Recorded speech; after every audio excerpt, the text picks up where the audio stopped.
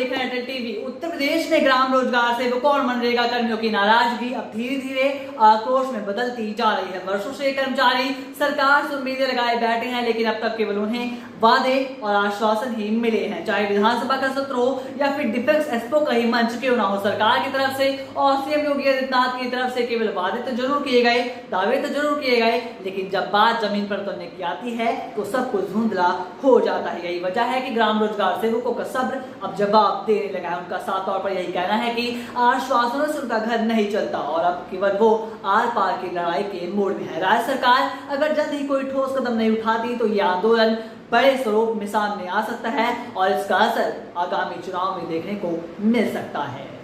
आपको बता दें कि ग्राम रोजगार सेवक वर्षों से अधिकारियों, मंत्रियों और नेताओं से मिलते रहे हैं, लेकिन हर बार उन्हें सिर्फ एक ही जवाब मिलता है, समस्याओं का समाधान जल्द होगा। लेकिन समस्याओं का समाधान तो दूर, हालत दिन ब दिन बदतर होते जा रहे हैं। आर्थिक तंगी इतनी ज्यादा बढ़ चुकी है कि परिवार को पालना, परिवार का भरण पोषण करना भी मुश्किल होता जा रहा है। इनका कहना है कि सम्मान और सुरक्षा तो दूर की बात है और अब केवल अस्तित्व को बचाना भी चुनौती बन गया है।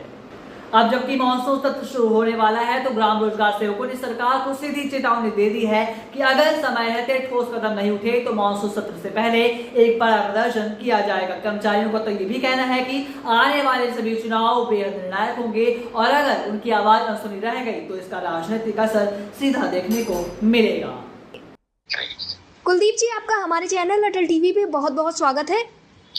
बहुत बहुत धन्यवाद मैडम आपका। कुलदीप जी, जिस तरह से देखने को मिल रहा है कि सरकार की तरफ से लगातार ये बातें तो कही गई कि अब समस्याओं का हल किया जाएगा, लेकिन कुछ देखने को नहीं मिला। इस बीच में देखने को मिला कि अभी हाल फिलहाल में 9 तारीख को एक बड़ा प्रदर्शन, पूरी राष्ट्रव्यापी हड़ताल की गई जिसमें तमाम तरह के कर्मचारी शामिल रहे, लेकिन फिर भी सरकार ने कोई कदम नहीं उठाया। जबकि देखा गया कि लगभग 25 करोड़ लोगों ने इस हड़ताल में हिस्सा लिया था। और बात करें अगर हम मनरेगा कर्मियों की और ग्राम रोजगार सेवकों की, तो स्थितियां बद से बदतर होती हुई चली जा रही हैं। लगातार आप लोगों के द्वारा भी मुलाकातें की गई, लेकिन उन मुलाकातों का हल अभी तक निकलकर सामने नहीं आ पाया। जैसा कि मानसून सत्र काफी ज्यादा करीब है, तो क्या आप लोगों ने कोई रणनीति बना के रखी है जिससे कि जल्द से जल्द समस्याओं का हल हो सके?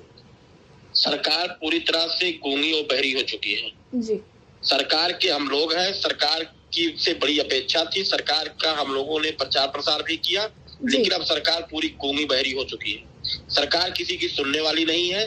सरकार जब अब चली जाएगी तभी ये दम लेकर छोड़ेगी, क्योंकि ये अधिकारी इनके पीछे लगे हुए हैं और अधिकारी पूरी तरह से इनको खिलाफ करने में लगे हुए हैं। अभी मानदेय का मामला है, जो कि माननीय मुख्यमंत्री जी ने खुद घोषणा की है कि प्रतिमाह आपको मानदेय 10,000 दिया जाएगा, लेकिन अभी तक कुछ नहीं हुआ।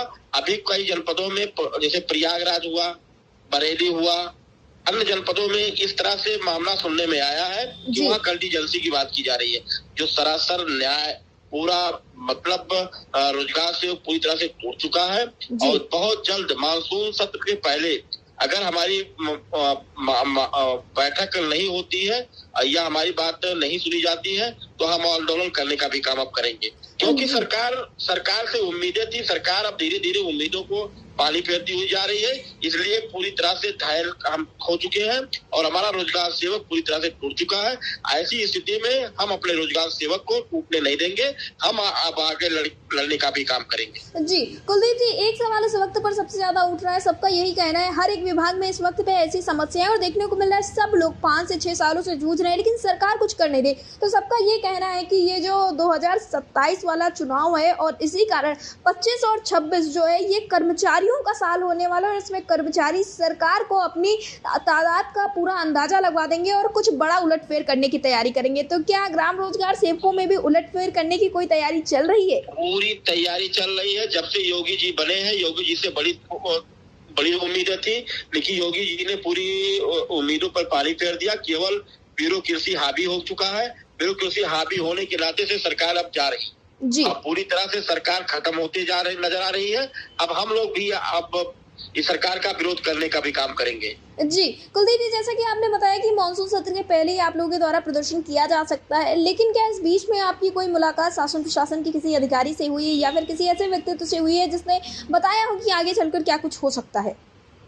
नहीं, हमारी मुलाकात नहीं हुई। मैं संगठन की मुलाकात विशेष सचिव जी से हुई, उन्होंने अच्छा रिस्पांस दिया, लेकिन जब तक ऊपर से कुछ नहीं होता है तब तक विशेष सचिव क्या कर सकते हैं। लेकिन यह है कि पूरी तरह से अधिकारी नेताओं पे एकदम हावी हो चुके हैं। जी कुलदीप जी, जैसा कि आपने बताया कि सचिव से मुलाकात हुई है, लेकिन इसके पहले भी देखने को मिला है कि डिप्टी सीएम केशव प्रसाद मौर्य हो या फिर कई विभागों में तो ये भी देखने को मिला है कि मुख्यमंत्री योगी आदित्यनाथ ने स्वयं मुलाकात की, लेकिन आश्वासन के सिवाय कुछ नहीं मिला। आश्वासन में कहा गया है 1 महीने 15 दिन बाद समस्याओं का हल होगा, और ये 1 महीने 15 दिन जो है वो साल भर अभी तक आए ही नहीं।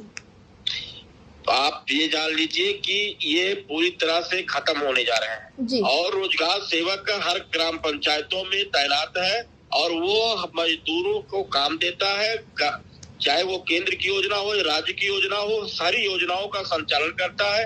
सीधा रोजगार सेवक आम जनता से जुड़ा हुआ व्यक्ति है। अगर रोजगार सेवक चाह लिया तो हर ग्राम पंचायतों में कम से कम 150 ऑटो को डिस्टर्ब करने का काम करेगा।